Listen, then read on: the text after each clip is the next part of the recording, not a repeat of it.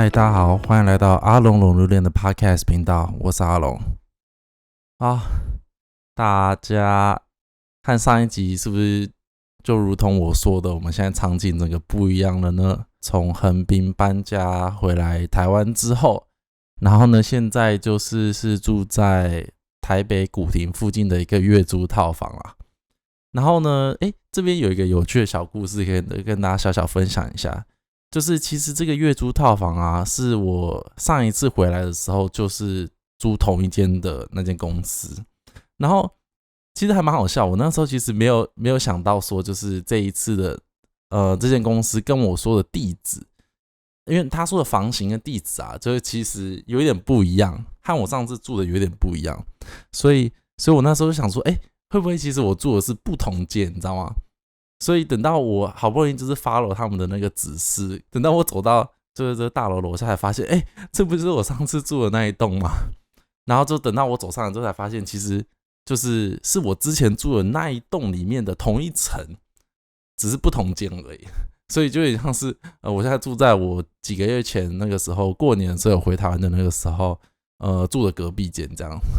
就是我觉得哇好奇妙就是明明才差2-3个月，他们的那个地址的标示啊，跟那个房号的标示都不一样，所以我那时候整个就是超混乱。然后呢，大家就是如果有看到我们这一集 podcast 的 title， 其实对说实在是蛮惊悚的。就是呢，这一次和大家分享一个我其实没有在 Instagram story 上面跟大家说一件事情，就是我在离开日本的前夕就得到了一个人生超严重的一次过敏。与其说是人生超严重的一次过敏，还不如说这可能是我人生第一次得过敏。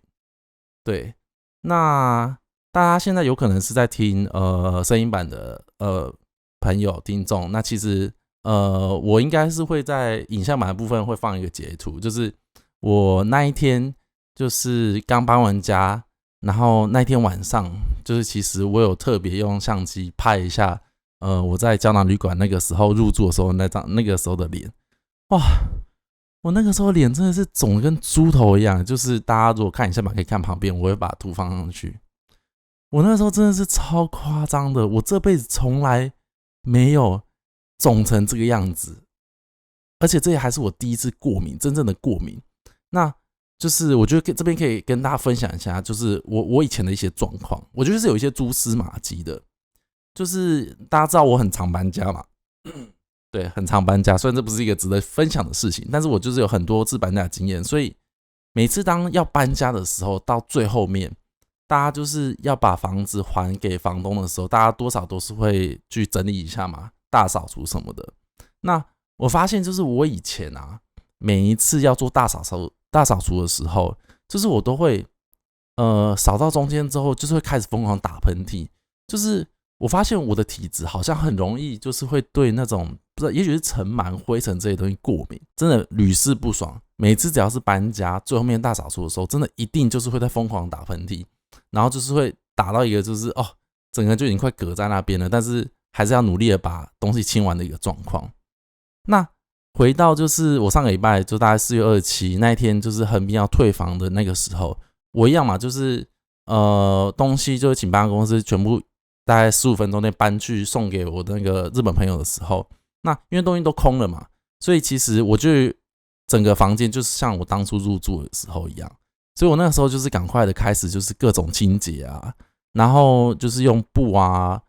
然后还有就是那个滚筒，就赶快到处的把整个房间整理整理。然后我在想说，也许是我那个时候就是有 miss 掉一件事情，就是我发现，因为那个时候其实日本还是有点凉，大概是20度附近，所以其实你房间里面就是你不开冷气，你不开空调，不开电风扇什么之类，其实还是蛮凉的。所以再加上就是因为那个时候日本就是我之前住，其实我几乎与其说是开冷气，我还不如开暖气比较多。所以那个时候呢，我基本上我的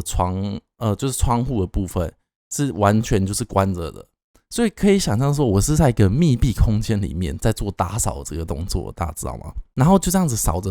我好像也就是打扫个大概1-3个小时之后，然后我那时候就是越少越到后面就越发现说，为什么我的这个眉间这边就是越来越痒，然后就是越到后面就开始有一种红肿的那种迹象，大家知道吗？然后那个时候我其实还没有很不以为意，我是想说，怎么会一直很痒？我就以为就是跟以前那种就是疯狂打喷嚏的状况很像，因为我就是会有这种类似微过敏的症状，所以其实我也没有这么的去理会这件事情。然后等到我最后整个扫完清完之后，把房子就是交出去之后，那个时候呢，我的以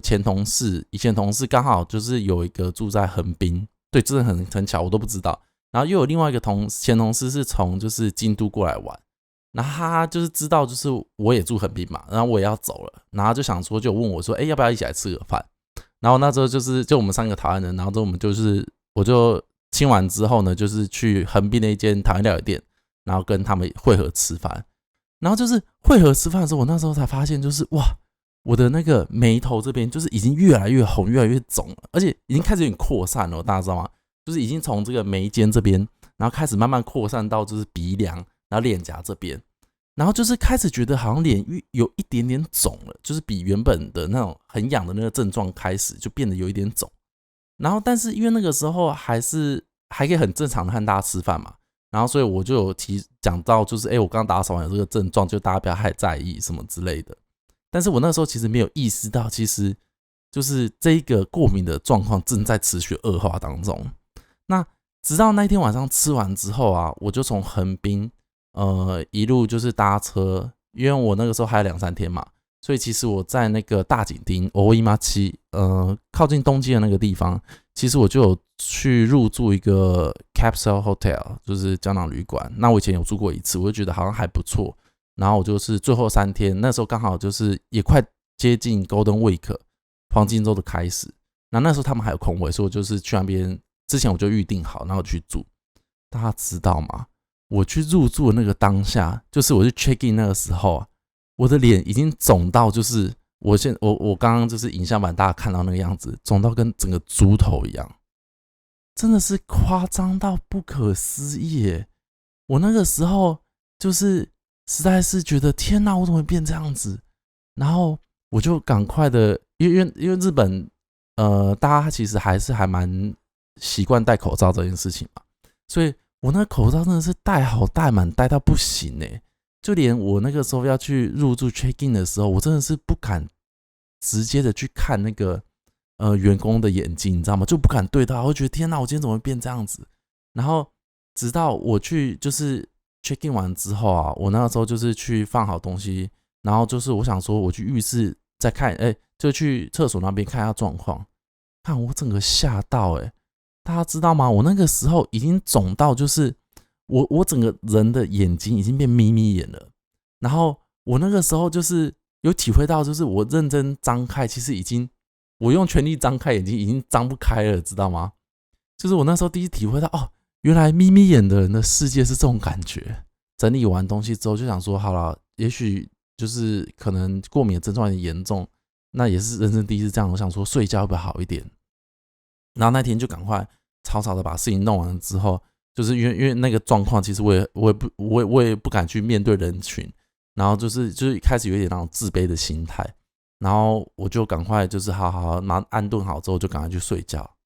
大家知道吗？隔天早上醒来爆炸了，吓死！这个整个就是那个升级 Max 版，我那个时候当下是真的是完全不知道怎么处理这件事情大家知道吗？而且那个时候就是我已经是即将要离开日本那个时候，而且大家知道吗？那个时候还是黄金周正要开始的时候，而且那天是星期六，那一天还是日本的祝日，就是国定假日。我那时候真的其实剉赛到不行了，我觉得天哪，我这样子过2-3天以这样子的面貌，我有办法去上飞机吗？我真的觉得人家可能就是我盗用他人的 ID， 你知道吗？就是偷用人家的 passport， 然后不会让我上飞机这种状况。所以我那时候当他就整个慌了，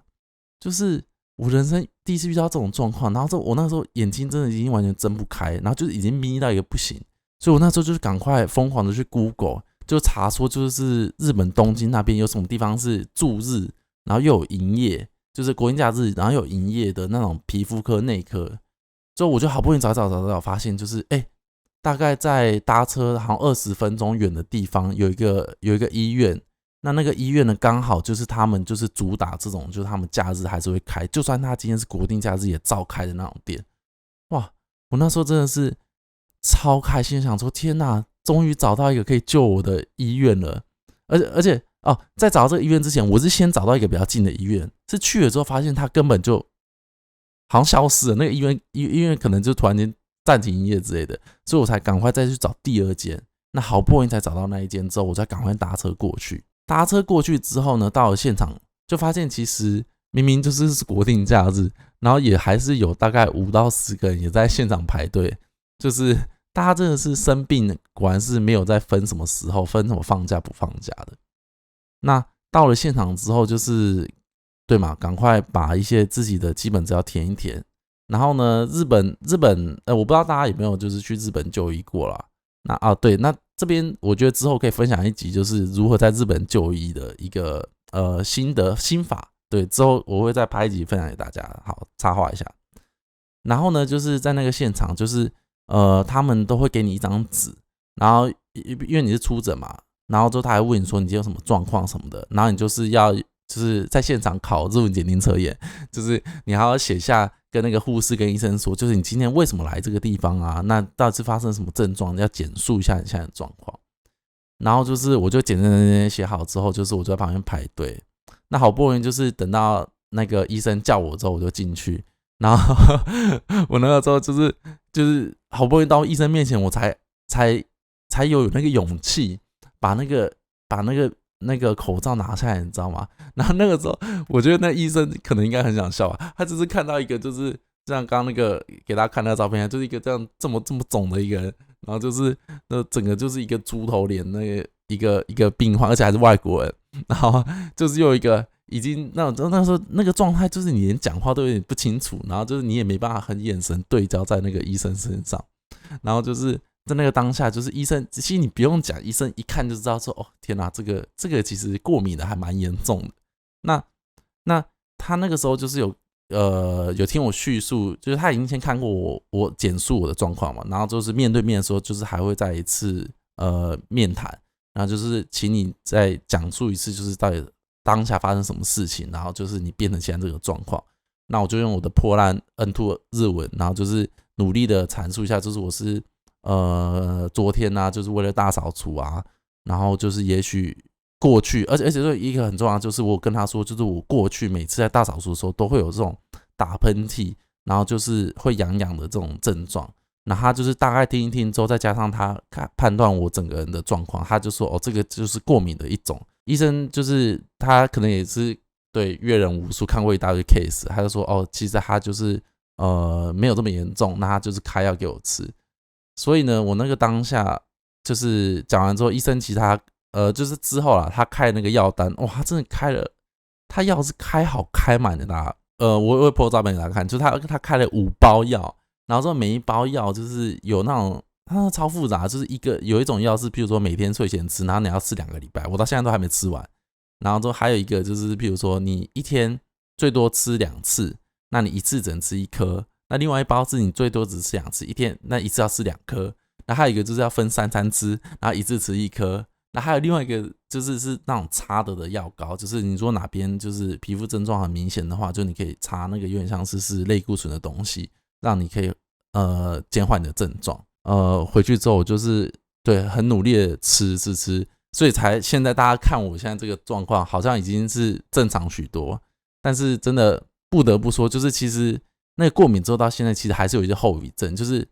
像我的脸这边，就是它有很多红斑，就是原本都没有，就是过敏完就是变成猪头之后，然后吃完医生药，就是好不容易好几天3-4天压下来之后，就是开始有一些遗留了一些那些皮肤的一些状况，就是可能还是需要一个比较长期的，譬如说定期的去保养，皮肤的保养或什么之类，要更注重睡眠什么之类的，让它慢慢的把那些斑什么退化掉。这边有一个有趣的小东西是那个时候医生跟我说，就是他其实知道就是我有过敏的这个症状嘛，那当他看了之后，其实他们日本那边他那个时候当下就有推荐我，就说他们有那个不知道是几10合1的那种过敏原检测的服务。然后他就是问我说，就是你如果有兴趣的话，就是他们可以及时抽血，然后就是大概1个礼拜的时间，他们就可以去检测所有可能日本那个地区日本人常见的所有的过敏源，然后他就可以得到一个报告。那我那时候知道，当他真的超想做，只是他就说，就是你如果做这个的话，你可能需要1个礼拜。那1个礼拜之后，你还要再回来现场，就是他再跟你分析报告的内容，跟你说你有可能是什么东西的过敏几率很高，什么东西不是之类的。但是因为我的状况就是我来不及嘛，我再过2-3天就要回台湾了，所以我就跟医生说，好，那下次我有回日本的话，我有机会我就是再试试看做这个检查。那就直到今天，就是我回来台湾之后，就是大概3天前吧，就是我跟我的国中朋友就聊到这件事情，那就是他有跟我分享说，其实台湾也有类似的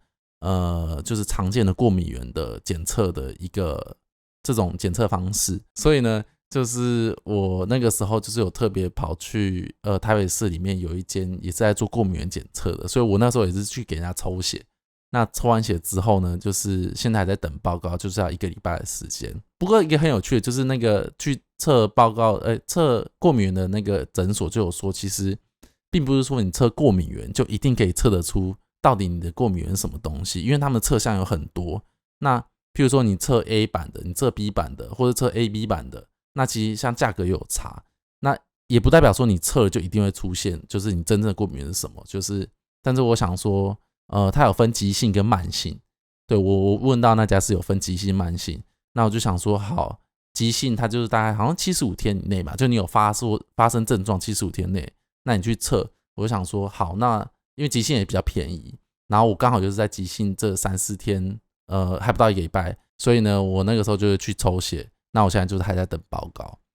等到下一次就是1个礼拜之后，就是下一集，或者之后。等到我真的拿到报告之后，确定我到底得到什么过敏源的话，我到时候再跟大家仔细分享一下这件事情。那我刚刚讲的这个故事呢，就是我这一次从日本搬家回台湾的这个过程当中发生的，算是人生当中第一次，也是非常严重的一个过敏的一个case 分享给大家。对，虽然也不是什么很好的事情啊，但是因为这真的太特别了。所以就是如果下次大家有发生类似的状况，或是你现在有一些闲钱有一些时间，大家如果有机会的话，我觉得也是可以花点时间去抽个血，然后等1个礼拜报告，看看就是你有没有什么过敏源之类。如果你有什么也是蛮特别蛮严重的过敏源的话，就是也许可以就是分享在下面跟大家分享一下，就是你这些过敏源就是你会有什么症状，那还有就是有什么事情是你要避免的，以防这个过敏发生。对，可以分享给大家。好，那以上呢，这个就是这一次